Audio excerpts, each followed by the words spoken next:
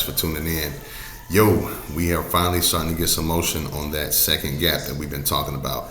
I've been talking about these gaps really since we began doing our videos this year with stocks and cigars.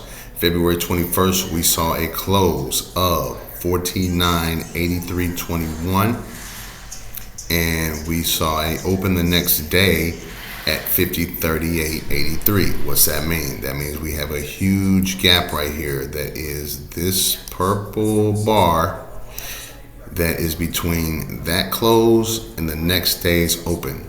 So what that means is we see this gap in the chart, and usually gaps fill. It might not happen in a day, it might not happen in a year, but usually gaps do fill. Just in my short apprenticeship in this market for the last 4 to 5 years, that's what I have seen.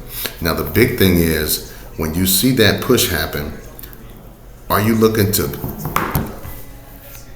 short that, or are you looking to get that bounce? For me, I like to do a little bit of both.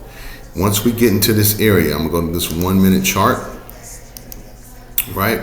So we're actually right in the gap right now. We're in that purple area, right? What I like to do is be patient and wait for that to give me a little bit of a fake pump and get back to the beginning of the gap. And then that way I know if we fail it, then I can go ahead and go for that flush. So SPX puts on the daily would be my best bet once we get back up to that 50-40 area. Right now, as you can see, we're trading at about 50-34. We've had the last few days where it acted like it wanted to get down into that gap, and it just kept bouncing off the top of that range. And today we had it happen again, but it gave up as we got more bad news from the Middle East. So I'm looking, guys, for this market to continue to show us some opportunities. We've seen a lot of volatility over the last few days, and that's what we look for as traders.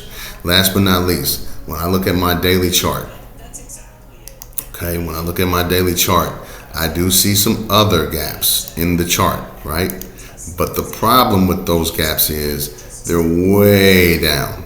Like January 18th, we closed that day at 47.80. The next day, the low was 47.85. So there's no gap there. You can go through here and pick and choose some places where you might see some gaps. There's a gap here, closed at 49.58.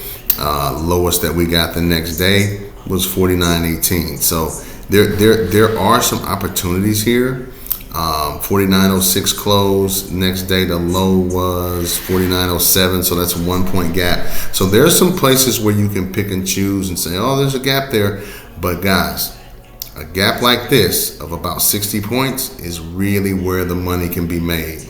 And if you're patient enough to wait for that particular play to play out, then you're really going to be a happy camper when it's all said and done. Remember, look for that bounce zone at 5,000, because obviously that's a psychological level. But drop dead, I'd say 49.83 or so.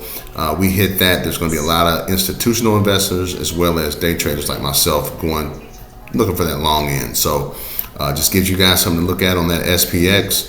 Hope you guys been following along, man. Thank you for following this journey. It's been a beautiful thing.